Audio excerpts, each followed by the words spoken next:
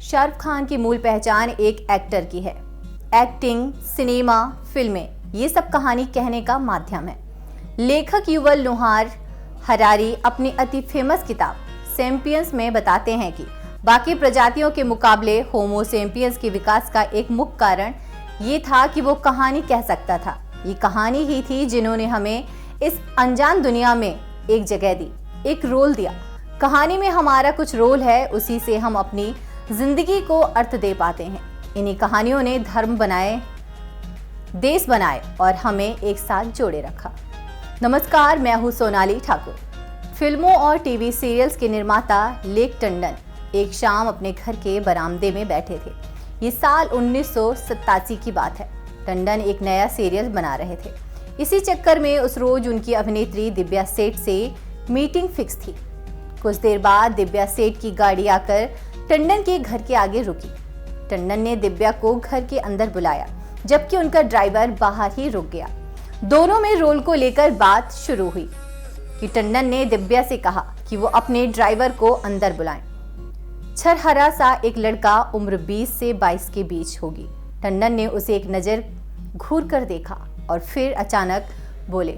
लड़का सकपकाया और फिर उस लहजे में जिसने आगे चलकर पूरी दुनिया को उसका दीवाना बना दिया, बोला, अच्छा, अगर मैंने अपने बाल कटा दिए और तुमने मुझे रोल नहीं दिया तो? टंडन कुछ देर समझते रहे। आखिर में लड़का तैयार हो गया। इस लड़के को हम शाहरुख खान के नाम से जानते हैं। ये किस्सा हमें द जगरनॉट मैगजीन में मिला। दिलचस्प लगा, इसलिए आपके साथ शेयर किया। लेकिन ये कहानी शाहरुख की नहीं, शाहरुख खान नाम का जो पेड़, ये कहानी उसकी जड़ों की है। शाहरुख खान की मूल पहचान एक एक्टर की है। एक्टिंग, सिनेमा, फिल्में, ये सब कहानी कहने का माध्यम है। लेखक युवल नोहार हरारी अपनी अति फेमस किताब सेपियंस में बताते हैं कि बाकी प्रजातियों के मुकाबले होमो सेपियंस के विकास का एक मुख्य कारण ये था कि वो कहानी कह सकता था। ये कहानी ही थी जिन्होंने हमें इस अनजान दुनिया में एक जगह दी, एक रोल दिया। कहानी में हमारा कुछ रोल है, उसी से हम अपनी जिंदगी को अर्थ दे पाते हैं। इन्हीं कहानियों ने धर्म बनाए, देश बनाए और हमें एक साथ जोड़े रखा। शाहरुख अपने एक इंटरव्यू में कहते हैं कि शाहरुख खान एक मिथक हैं और मैं उस मिथक के लिए काम करता हूं। शाहरुख कहते हैं कि उनके पिता कभी बहुत अमीर नहीं बन पाए क्योंकि वो ईमानदारी को बहुत तरजीह दिया करते थे। हालांकि उनकी मां फातिमा लतीफ एक अमीर घराने से आती थी। उनका परिवार हैदराबाद रियासत में रहता था, लेकिन आज़ादी के बाद वो मैंगलोर शिफ्ट हो गए। शाहरुख और उनके माता पिता दिल्ली में राजेंद्र नगर में रहते थे। कारवा मैगजीन में शाहरुख के बारे में लिखते हुए इरम आघा लिखती हैं कि शाहरुख की मां मजिस्ट्रेट की नौकरी करती थी। शाहरुख के पिता और ताज मोहम्मद का साल 1981 में कैंसर के चलते निधन हो गया था। वहीं उनकी मां 1990 में अचानक चल बसी थी। शाहरुख की बायोग्राफी किंग ऑफ बॉलीवुड में अनुपमा चोपड़ा लिखती हैं।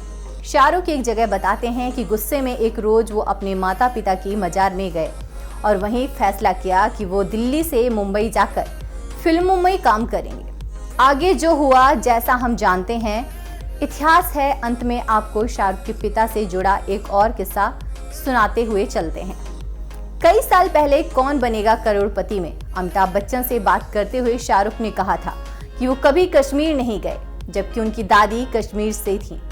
इसकी एक खास वजह थी। शाहरुख के अनुसार उनके पिता ने उनसे कहा था कि जिंदगी में कम से कम एक बार 3 जगह जरूर जाना, इस्तांबुल, रोम और कश्मीर।